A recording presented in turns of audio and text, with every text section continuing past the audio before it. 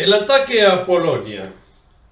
La intención de este video no es tanto hablar sobre las batallas que tuvieron lugar, sino más bien concentrarse en explicar y en tratar de entender los acontecimientos y las causas que llevaron a declarar la Segunda Guerra.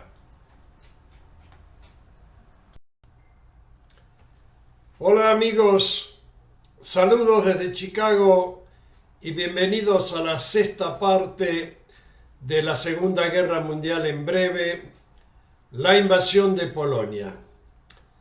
De paso quiero agradecer los comentarios que me han enviado sobre videos anteriores. Muchas gracias.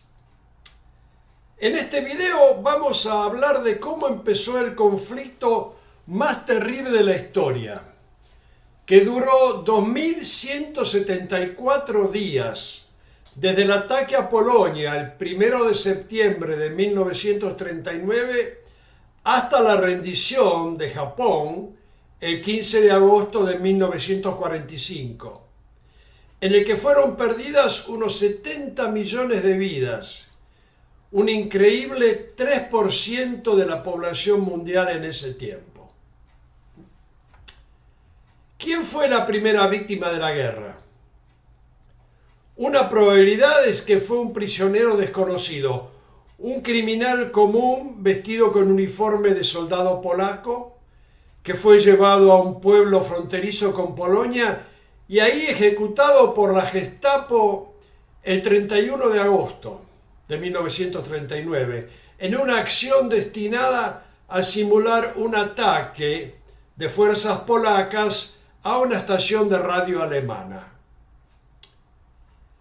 En honor al jefe de la SS que había ideado la operación, fue denominada Operación Himmler.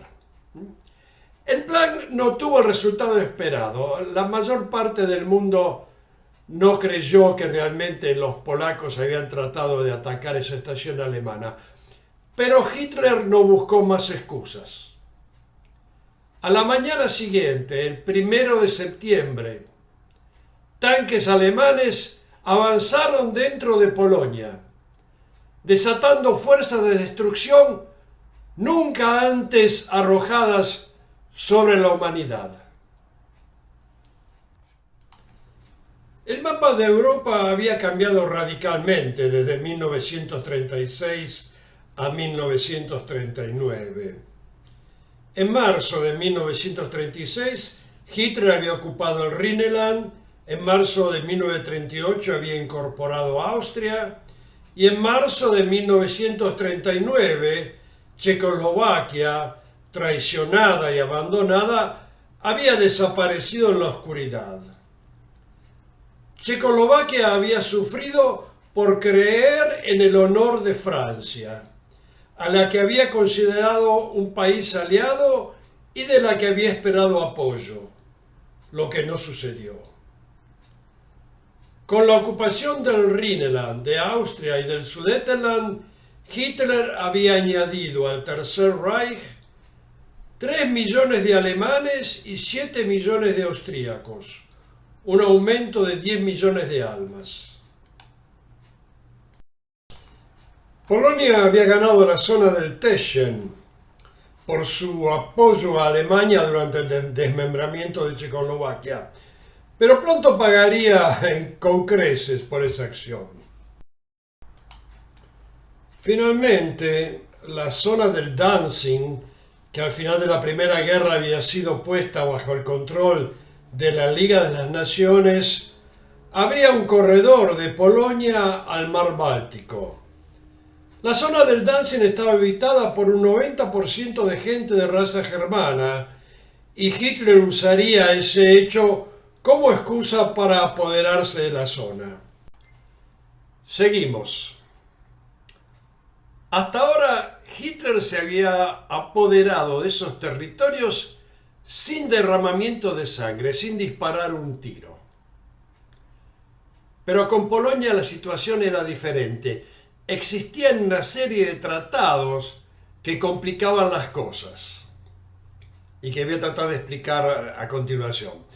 En 1939, ese año, Gran Bretaña y Francia habían firmado una serie de acuerdos militares con Polonia que incluían promesas muy específicas.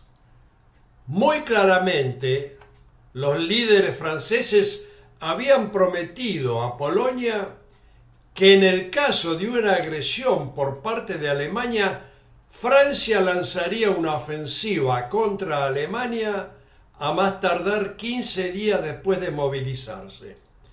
En otras palabras, los franceses habían prometido solemnemente que si Alemania atacaba a Polonia, 15 días después de movilizarse, Francia atacaría a Alemania. Y no era solo eso. En 1934, 5 años antes, Alemania y Polonia habían firmado un tratado mutuo de no agresión. Ese tratado de no agresión entre Alemania y Polonia le había permitido a Hitler concentrarse en ocupar Austria y Checoslovaquia sin preocuparse por Polonia. Pero ese tratado era un impedimento ahora en los planes de Hitler. Entonces Hitler ya no lo consideraba necesario.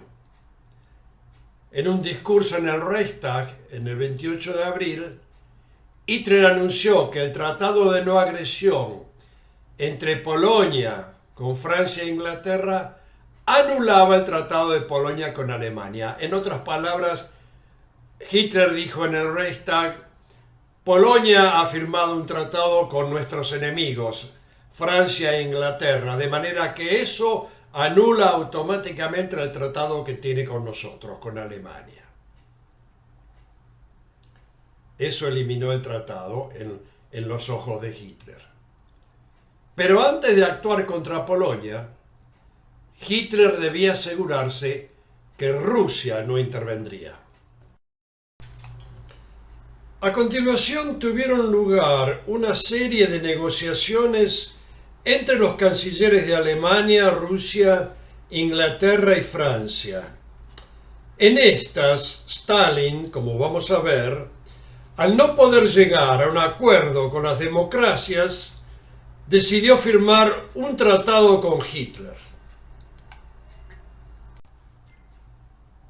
A lo largo de este video y los anteriores, hemos visto cómo las guerras son provocadas por una serie de decisiones de hombres que a veces deciden no actuar y pecan por omisión o que actúan equivocadamente.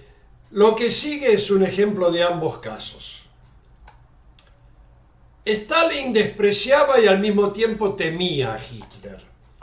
Uno de los principales suministros de municiones para Rusia, la fábrica Skoda en Checoslovaquia, estaban ahora produciendo material bélico para Alemania. Permanentemente obsesionado con la idea de que tarde o temprano Hitler iba a atacar a Rusia, como eventualmente sucedió, Stalin buscó primero el apoyo de las democracias.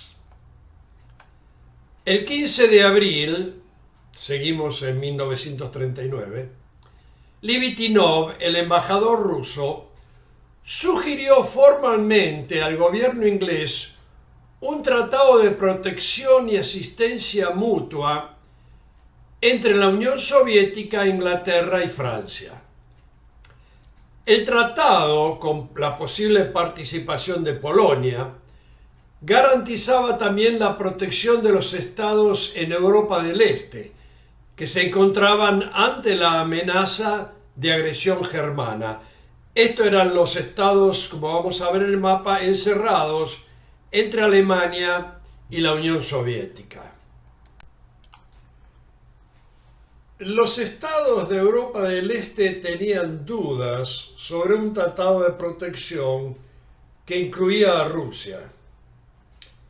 Polonia, Rumania, Finlandia y los países bálticos, Lituania, Latvia y Estonia, tenían terror a la idea de tropas rusas marchando por sus países para protegerlos de los alemanes, permaneciendo indefinidamente e integrándolos al sistema comunista que odiaban.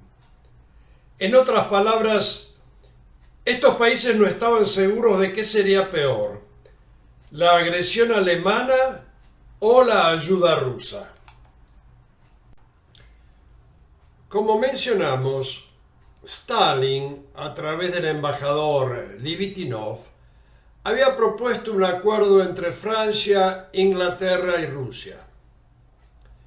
Churchill favoreció la idea del tratado, seguro de que Hitler no se atrevería a desafiar el poder económico y bélico de las tres naciones. Pero los gobiernos de las democracias, en sus eternas deliberaciones, dejaron pasar semanas sin dar una respuesta a los rusos. La realidad, como se conoce ahora, es que Francia e Inglaterra, a pesar de todas sus declaraciones, no tenían intención de atacar a Alemania en ayuda de Polonia. Stalin, que seguía esperando la respuesta de Inglaterra y de Francia al tratado propuesto, que no llegaba, decidió no esperar más. El 3 de mayo, Livitinov fue reemplazado por Molotov, un confidente de Stalin, designado comisario de Asuntos Extranjeros y partidario de un acuerdo con Alemania. Aquí vemos fotos de Molotov, el embajador ruso, y Ribbentrop, el embajador alemán. Molotov era un tipo único, era un hombre de gran habilidad y de sangre fría. Había sobrevivido a las purgas que siguieron a la Revolución Rusa y había vivido y prosperado en una sociedad de intrigas frecuentemente acompañadas con amenazas de liquidación. Molotov fue uno de los miembros del Politburo más conocido durante la Segunda Guerra y un devoto seguidor de Stalin. Desde el momento en que fue nombrado, Molotov persiguió una política de arreglo con Alemania. Hitler aseguró a Molotov que sus intenciones de Lebensraum o expansión se detenían a distancia de la frontera con Rusia. Rusia no tenía que preocuparse. Hitler agregó también que no veía la posibilidad de un conflicto entre Alemania y Rusia a menos que Rusia entrara en un tratado de encerramiento de Alemania con Inglaterra y Francia. El 23 de agosto, seguimos siempre en el mismo año, 1939, Molotov y Ribbentrop firmaron un tratado de no agresión entre Alemania y Rusia. Aquí vemos fotos de ambos embajadores firmando el tratado con Stalin sonriendo en la parte de atrás. Este tratado fue el clímax en la carrera política de Ribbentrop. El tratado es conocido como el Pacto Molotov-Ribbentrop, pero en realidad fueron Hitler y Stalin los que definieron el contenido. El tratado fue un golpe maestro de Hitler. No solo prometía a Rusia el suministro de materiales esenciales a Alemania, como granos y combustibles, sino que el tratado también preparaba el camino hacia una partición de los países del bloque del este de Europa, los países localizados entre Rusia y Alemania. La parte más importante del acuerdo era un protocolo secreto que proveía la partición de Polonia, Finlandia y los estados bálticos repartirse entre Alemania y la Unión Soviética. Hitler estaba ahora listo para actuar contra Polonia sin preocuparse por una intervención rusa. Aquí vemos una fotografía de Stalin y Ribbentrop, el embajador alemán, dándose la mano frente a un mapa de Alemania y Polonia. A la derecha vemos la tapa de Newsweek con la noticia. La noticia se desparramó por todo el mundo, que no podía entender cómo dos autocracias de ideas tan opuestas podían haber llegado a un acuerdo. Para la campaña en Polonia, la Wehrmacht disponía de 1,5 millones de hombres en 37 divisiones de infantería y 3 de montaña. Contaba además con 6 divisiones Panzer con 3.195 tanques. La Fuerza Aérea Alemana disponía de 1.109 máquinas, con una mezcla de cazabombarderos y bombarderos livianos. Como vamos a ver, el armamento de la Wehrmacht, sobre todo en lo que se refería a tanques y a aviación, era más moderno y mucho mejor equipado que el de las fuerzas polacas. Aquí vemos una foto de los tanques alemanes usados en la campaña contra Polonia. En su mayoría eran Panzers 1 y 2, con 98 Panzers modelos 3 y 4. Pueden ver abajo a la derecha la leyenda Panzerkampfwagen, que significa en alemán vehículo armado de combate. De ahí viene la denominación Panzer.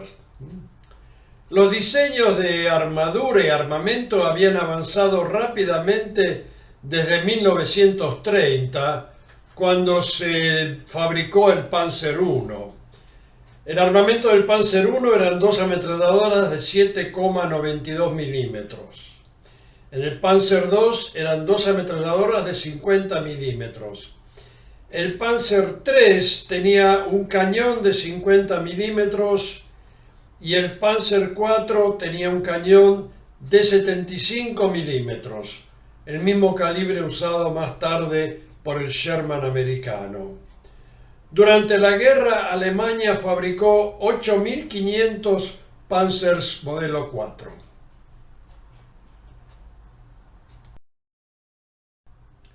En lo que se refiere a la aviación, la Luftwaffe había avanzado enormemente en los últimos años, superando la Fuerza Aérea Francesa y equiparándose a la RAF, de Royal Air Force de Inglaterra. Para el ataque a Polonia, la Luftwaffe disponía de 1.109 aviones, incluyendo 209 Stukas, 280 Messerschmitts y más de 400 bombarderos, en su mayoría Henkels en Dornier 2. Arriba a la derecha vemos una foto del Messerschmitt Bf-109. El Bf-109 era un cazabombardero que más tarde compitió a alto nivel con los Spitfires en la batalla de Gran Bretaña. Debido a su alta velocidad de 520 km por hora y su extrema maniobrabilidad, fue uno de los aviones más populares producidos durante la Segunda Guerra. El Bf-109, en diferentes versiones, estaba armado con 2 ametralladoras de 13 milímetros sincronizadas con la hélice, una de 30 milímetros en el centro del motor y 2 de 20 milímetros montadas en las alas. Podía llevar además 2 rockets, 2 cohetes y una bomba de 250 kilogramos. Alemania produjo 37.000 de estos aviones desde 1937 a 1944. Aquí vemos un Stuka preparándose para lanzar su bomba. El Stuka fue uno de los aviones clásicos del principio de la guerra, probablemente uno de los cazas alemanes más conocidos, más populares. Debido a su capacidad para lanzar sus bombas con gran precisión, fue usado como artillería en cercano apoyo de la infantería alemana. Había sido probado con éxito en la Guerra Civil Española, causando la destrucción que fue inmortalizada en la famosa obra Guernica de Picasso. Una de sus características era la famosa sirena aullante Jericó, que llenaba de terror anunciando el ataque. El Stuka estaba armado con 2 ametralladoras de 7,92 milímetros al frente y una montada hacia atrás. llevaba una bomba de 250 kilogramos debajo del fuselaje y 4 bombas de 50 kilogramos bajo las alas. En mi opinión, el Stuka fue un avión muy interesante. El Junkers Ju-87, conocido como Stuka, tenía un sistema único para lanzar sus bombas. Primero volcaba un giro lateral de 180 grados e inmediatamente entraba en una picada de 90 grados, prácticamente vertical. En ese momento los frenos entraban en función automáticamente. Cuando el avión llegaba a 450 metros de altura, una luz roja indicaba al piloto lanzar la bomba.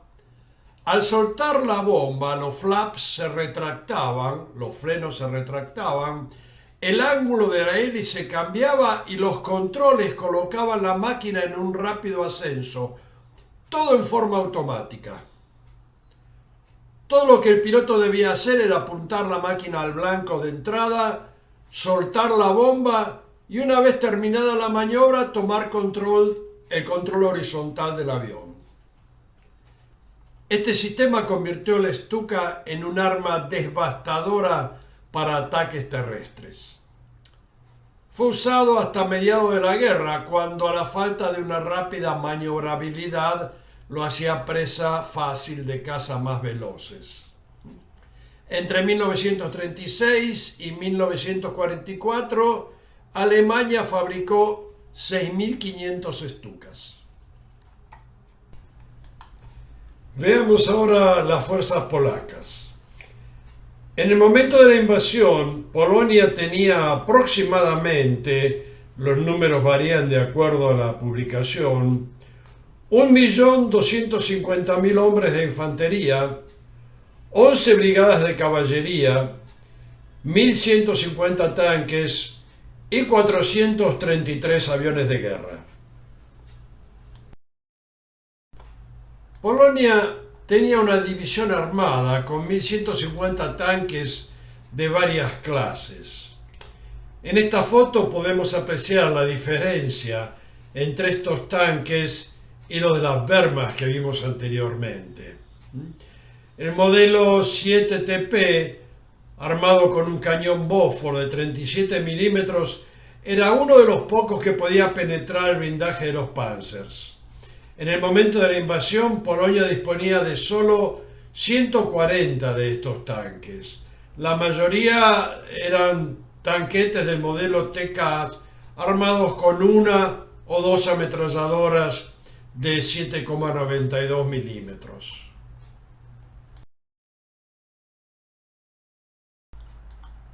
Un proyecto secreto del ejército polaco fue el rifle antitanque, mostrado aquí en la foto, junto con un ulán, un jinete de caballería que lo lleva montado en la espalda. El rifle, denominado WZ-35, tenía un cañón largo de 1,20 m. El calibre era el calibre común 7.92, pero utilizaba un cartucho de 10,7 centímetros de largo, más largo que el cartucho común de Mauser. El proyectil de este rifle de alta velocidad no penetraba la armadura del tanque, pero la impactaba con tal fuerza que despedía fragmentos de metal a alta velocidad dentro del tanque. Usaba un sistema para reducir el retroceso que lo hacía similar al de un Mauser común. El rifle fue adoptado más tarde por los finlandeses y se probó efectivo también contra los tanques de la invasión rusa en Finlandia.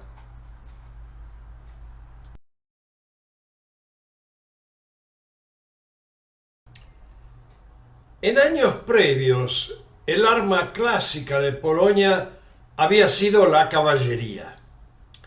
Polonia disponía de 11 brigadas de caballería con unos 70.000 uláns o jinetes. Polonia era muy orgullosa de su caballería, que había sido un factor decisivo en batallas anteriores. Veamos una foto. Aquí vemos una imagen de la caballería polaca en 1939 y a la derecha una figura poética de un ulán cargando con su sable. Las armas tradicionales de la caballería polaca habían sido el sable y la lanza, pero con el advenir de la ametralladora y los tanques, la lanza había sido reemplazada en 1937 por fusiles del tipo Mauser, aunque algunos ulanes continuaron usando los dos, el rifle y la lanza. El uso más efectivo de la caballería era de carga rápida y sorpresa contra la infantería, no contra tanques o piezas de artillería.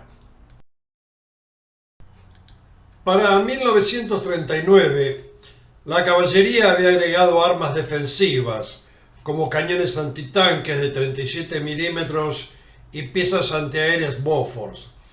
Aunque el sable permaneció siendo el arma tradicional, el arma preferida del ataque a carga montada. Y hablando de caballos, durante los primeros años de la Segunda Guerra, muchas naciones consideraban esencial el uso de fuerzas montadas. Hasta el final de 1941, la mayoría de los suministros y piezas de artillería eran movidos a fuerza de sangre, como se puede apreciar aquí en la foto.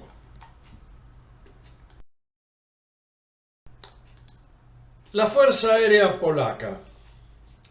En 1939 la Fuerza Aérea Polaca era bastante anticuada. Contaba con 433 máquinas, compuestas por 159 cazas, 154 bombarderos livianos y el resto aviones antiguos que se usaban solamente para observación de la artillería. Los dos modelos más usados eran el PZL-11 y el PZL-23, que se pueden apreciar aquí en esta imagen.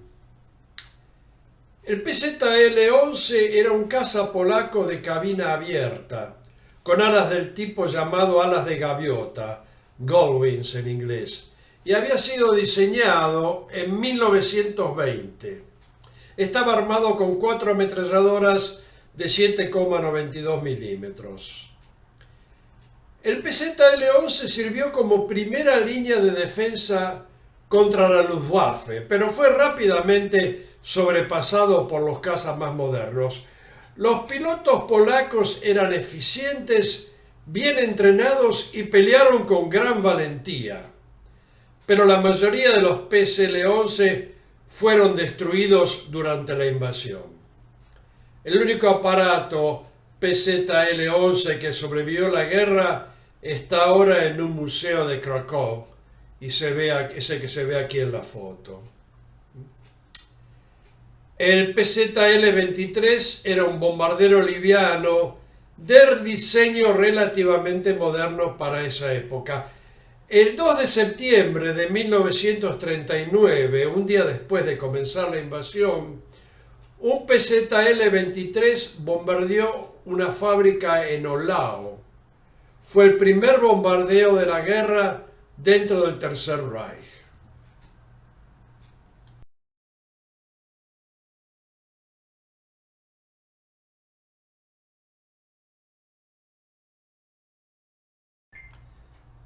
El avance de las fuerzas alemanas dentro de Polonia en septiembre de 1939 no fue una repetición de las tácticas de la Primera Guerra. En la Primera Guerra, fuerzas atrincheradas en terreno ganado al enemigo o defendiendo terreno propio eran sometidas a una guerra de atrición. El método de Hitler fue el Blitzkrieg o guerra relámpago, una doctrina de rápido envolvimiento y destrucción de las fuerzas enemigas. La campaña contra Polonia fue planeada por el general Franz Halder y dirigida por el general Walter von Brauchitsch, que vamos a ver ahora en las fotos. Halder, que planeó el ataque a Polonia y que vemos en la foto de la izquierda, era un experto estratega, En 1940 planeó la Operación Barbarossa, la invasión de la Unión Soviética. Después de la guerra brindó extensa información sobre la Unión Soviética a los servicios de inteligencia de los Estados Unidos y fue otorgado la Medalla Meritoria del Servicio Civil, la más alta condecoración que el gobierno de Estados Unidos puede dar a un civil. Fue el único general alemán condecorado por Hitler y por un presidente de Estados Unidos. Brauchitsch, a la derecha, fue uno de los 12 generales ascendidos en 1940 a mariscal de campo por su intervención en la batalla de Francia. Brauchitsch murió en un hospital en Inglaterra en 1948 antes de que pudiera ser juzgado por su actuación en la guerra. El plan alemán apuntaba al rápido suceso del ataque inicial, como dijimos en la forma Blitzkrieg, ataque relámpago. Una pronta conclusión de la acción contra Polonia era necesaria debido al peligro para Hitler de una posible intervención de Francia. Desde Prusia, 8 divisiones del Tercer Ejército avanzaron hacia el sur, en camino a Varsovia. El Cuarto Ejército de 8 divisiones avanzó desde Pomerania con órdenes de destruir las fuerzas polacas en el Danzig. El Octavo Ejército se dirigió a eliminar resistencia en el corredor Lodz-Varsovia.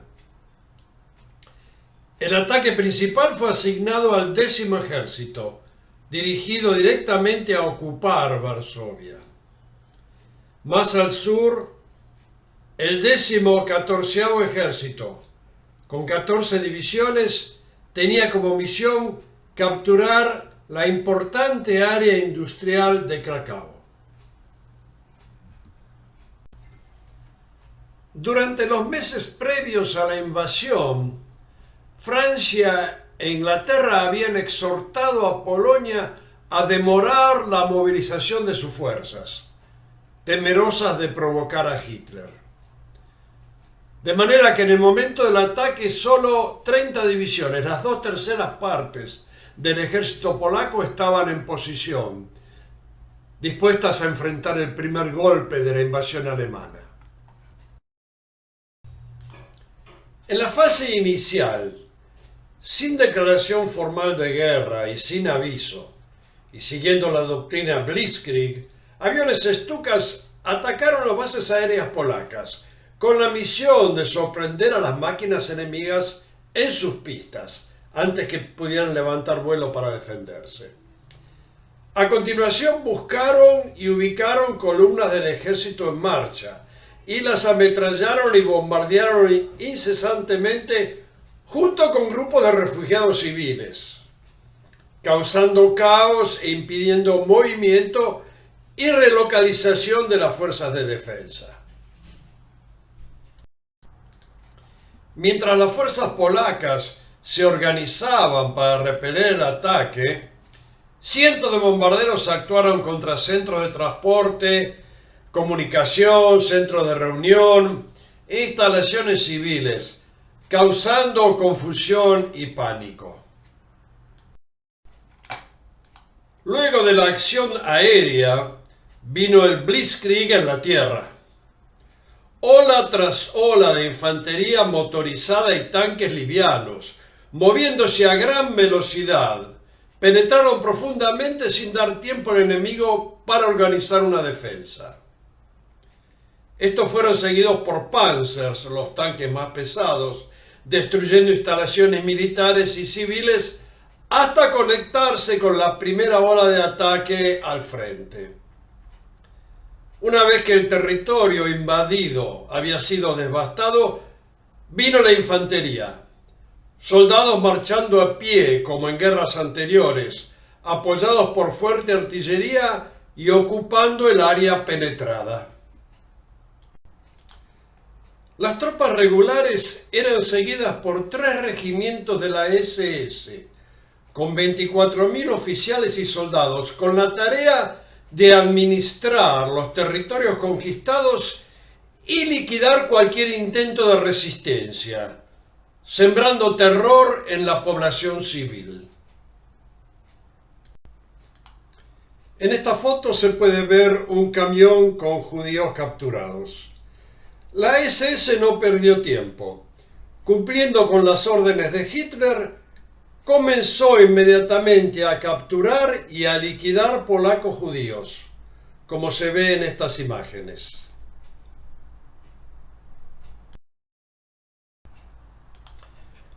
Los 3 regimientos de las SS en Polonia estaban comandados por el teniente general Theodor Eicke, que se ve en las fotos aquí solo y a la derecha con Himmler, el jefe máximo de las SS.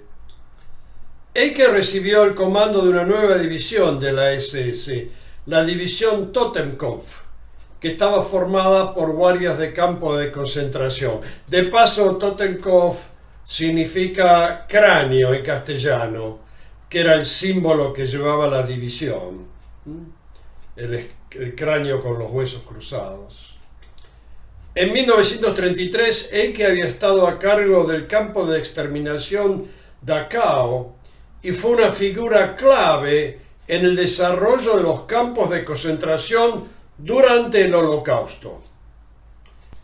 Eicke murió en 1943 en la campaña. Francia e Inglaterra finalmente declararon la guerra el 3 de septiembre, comenzando oficialmente la Segunda Guerra Mundial. Pero fallaron en ofrecer un apoyo significante a Polonia. Francia ocupó temporalmente la zona del Saar, que podemos ver aquí en el mapa. Desde el 7 al 16 de septiembre, Francia entró en la zona del Saar, que se ve ahí en el mapa, con 30 divisiones, con la intención de atacar a Alemania, crear un frente al borde oeste y de esta manera disminuir la presión sobre Polonia. Pero el ataque real nunca sucedió. La rápida victoria de Alemania sobre Polonia permitió transferir tropas alemanas a hacer frente a las fuerzas francesas. Las fuerzas francesas suspendieron la ofensiva el día 17 de septiembre y se retiraron. Francia e Inglaterra no lanzaron un ataque abierto contra Alemania durante el primer año de la guerra y decidieron esperar el ataque alemán, que vino en 1940 con resultados desastrosos para ambas naciones. La oportunidad de una guerra rápida y localizada contra Alemania se perdió ese septiembre. En estudios retrospectivos se admite ahora que una acción decisiva en el instante en que Alemania invadió Polonia, aprovechando la ventaja estratégica de Alemania peleando en el este, podría haber salvado millones de vidas, eliminando el peligro de Hitler y previniendo las condiciones que más tarde llevarían a la Guerra Fría, el pacto entre Alemania y Rusia. Francia, Inglaterra y el resto del mundo pagarían un enorme precio por esa oportunidad perdida.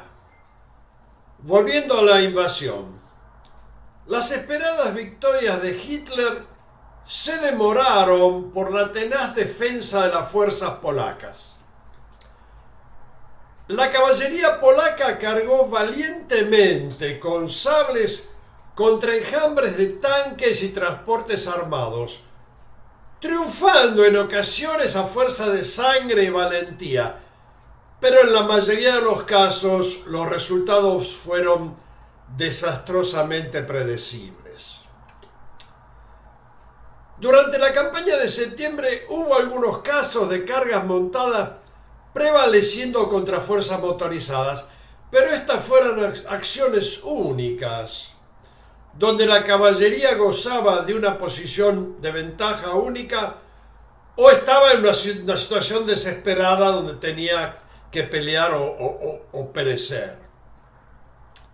En general, las cargas montadas tenían éxito solo cuando actuaban contra fuerzas de infantería. Vamos a ver un ejemplo después. En una de esas raras acciones donde la caballería tuvo éxito contra tanques, tuvo lugar cuando la brigada del coronel Filipovich detuvo a la cuarta división de Panzer alemana en las cercanías de la ciudad de Lodz. Vamos a ver. Una acción de caballería ocurrió en la batalla de Krojanti, cuando los Uhlans del regimiento 18 de Pomerania sorprendió a un regimiento de soldados alemanes descansando cerca de una estación de tren. La caballería ejecutó una carga clásica, armados con lanzas y sables, aniquilando parte de un largo grupo de infantería y dispersando al resto. Los Uhlán debieron retirarse ante la aparición de carros blindados, pero consiguieron su objetivo de demorar la marcha de la infantería alemana. Un encuentro legendario entre la caballería y tanques ocurrió el 1 de septiembre en la batalla de Mokra. La cuarta división Panzer atacó una posición defendida por una brigada de caballería. Los uhlanes destruyeron 40 tanques y causaron 1.200 bajas alemanas entre muertos y heridos, y debieron retirarse después de sufrir 500 bajas. Estos raros casos de triunfo de la caballería sobre fuerzas motorizadas mostraron el alto grado de entrenamiento y tenacidad de las fuerzas montadas polacas. Aquí vemos un monumento que conmemora la famosa batalla de Mokra, que tuvo lugar el día de la invasión, el 1 de septiembre de 1939. A pesar de estos actos de coraje, eventualmente la violenta y alta velocidad del ataque encerraron en pinzas a las divisiones polacas, y la furiosa acción de la Luftwaffe impidió que las fuerzas de reserva alcanzaran las zonas de combate. Las 30 divisiones polacas desparramadas a lo largo de las fronteras enfrentaron el doble de fuerzas germanas. Una sola brigada de artillería polaca en promedio debía enfrentar a 9 panzers. En total, las probabilidades en contra eran enormes. En cruentas batallas, las fuerzas polacas que ofrecieron resistencia valiente pero inútil fueron aniquiladas en un periodo de 2 días. Las fuerzas defendiendo Lodz, el camino a Varsovia, fueron partidas en 2 y por el paso abierto 2 divisiones Panzers aceleraron hacia Varsovia. Al norte, el cuarto ejército alemán cruzó el río Vístula y marchó también hacia la capital. La segunda semana presenció el cruento combate de las fuerzas alemanas contra el resto de las fuerzas polacas, y para el fin de semana gran parte del ejército polaco, originalmente de 1 millón y casi 1,5 millones de hombres, había prácticamente dejado de existir. Tomó 2 semanas de Blitzkrieg prácticamente aniquilar las fuerzas polacas. 2 divisiones de Panzer del 10º ejército alemán habían alcanzado las afueras de Varsovia, pero se habían adelantado tanto a la infantería que la desesperada resistencia del pueblo les impidió la entrada a la ciudad. Tanques pesados dejaron la infantería detrás, llegaron a la ciudad, pero en ese momento no pudieron entrar. Tuvieron que esperar que viniera la infantería para apoyarlos en su entrada a Varsovia.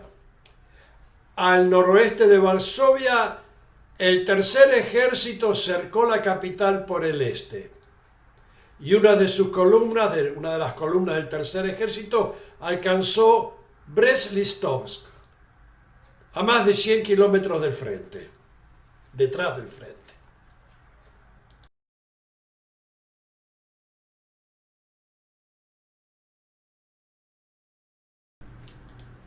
Varsovia estaba defendida por tropas polacas y por la Brigada de Caza, la Fuerza Aérea Polaca. El siegue comenzó el 1 de septiembre, el primer día de la invasión, con un intenso bombardeo de la Luftwaffe comandada por Hermann Göring. En una excelente demostración de destreza, los pilotos de la Brigada de Caza, la Fuerza Aérea Polaca, derribaron 42 aviones de la Luftwaffe durante los primeros 6 días de combate. Pero para entonces habían perdido 38 de sus 54 cazas y se decidió retirarla. El 6 de septiembre fue transferida a Lublin junto con las baterías antiaéreas. Varsovia estaba ahora sin protección aérea. Aquí vemos tropas de la infantería alemana con un cañón antitanque acompañando también un Panzer que se ve más atrás, entrando en una de las calles principales de Varsovia. Finalmente, el 28 de septiembre, la guarnición de Varsovia se rindió y el 1 de octubre las tropas germanas ocuparon la ciudad. Aquí vemos una foto de Hitler saludando a las tropas a su entrada en la capital. Varsovia se había rendido.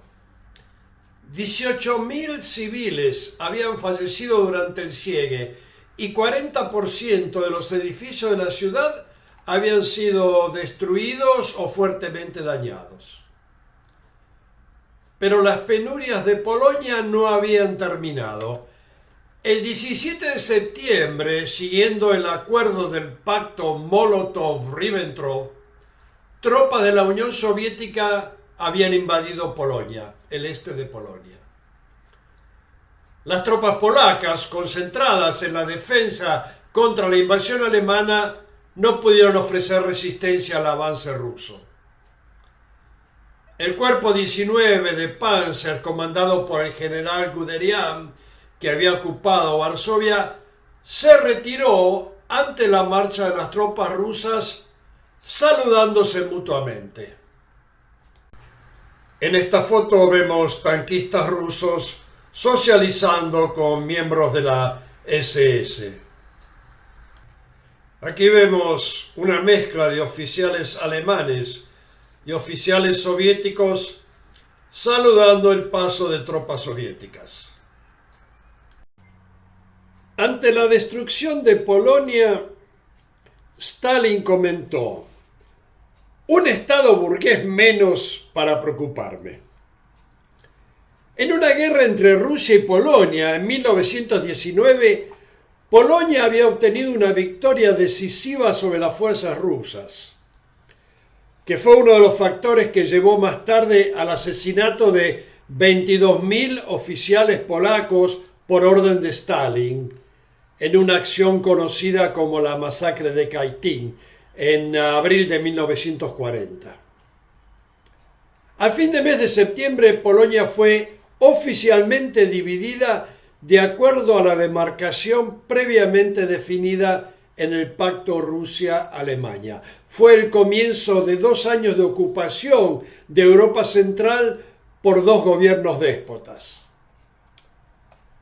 Aproximadamente 65.000 tropas polacas murieron durante la batalla de la invasión. 420.000 fueron tomadas prisioneros por los alemanes y 240.000 por los rusos. 120.000 soldados polacos pudieron escapar a Hungría y de ahí a Francia y luego a Inglaterra para continuar peleando. Algunos de los aviadores de la Brigada de Caza Polaca, de la Fuerza Aérea Polaca, que eran excelentes pilotos, se escaparon, llegaron a Inglaterra y brindaron una contribución significante durante la batalla de Inglaterra, cuando la Royal Air Force, los Spitfire, debían pelear contra los aviones que venían a bombardear Inglaterra.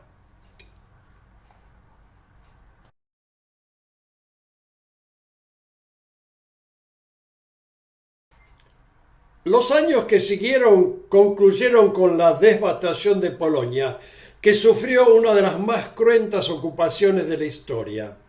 6 millones de polacos, la mitad de ellos judíos, fueron asesinados durante el Holocausto. A esto se suman las masacres de decenas de miles de militares y civiles polacos causados por la ocupación soviética. Francia e Inglaterra se habían comprometido en documentos y verbalmente a acudir a la ayuda de Polonia en caso de un ataque por parte de Alemania, pero no lo hicieron. La traición de Francia e Inglaterra hacia Polonia es considerada no solo un acto deshonesto, sino un error militar de monumental magnitud. Con la inacción de estas dos naciones en el momento en que las fuerzas de Hitler estaban casi totalmente concentradas en el este, se perdió la oportunidad de eliminar permanentemente la amenaza de la guerra. Una oportunidad que no se volvería a repetir. La nación que había dado al mundo Chopin, Madame Curie, Copérnico y muchas otras figuras célebres, entró en una era de privación de libertad personal que iba a durar hasta finales del siglo XX.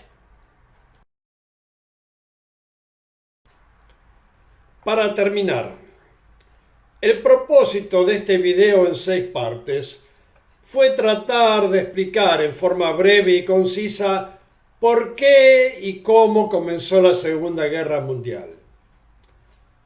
Los culpables obvios de la guerra en Europa fueron las imposibles condiciones impuestas al pueblo alemán al final de la Gran Guerra, la Primera Guerra, y las irracionales ambiciones de Hitler.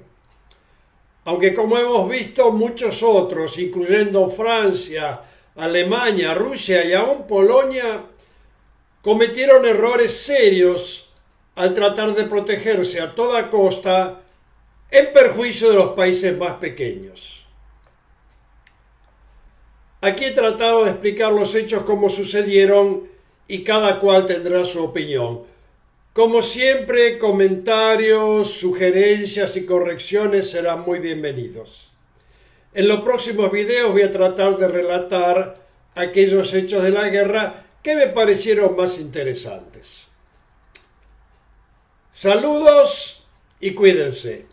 Hasta la próxima. Chao.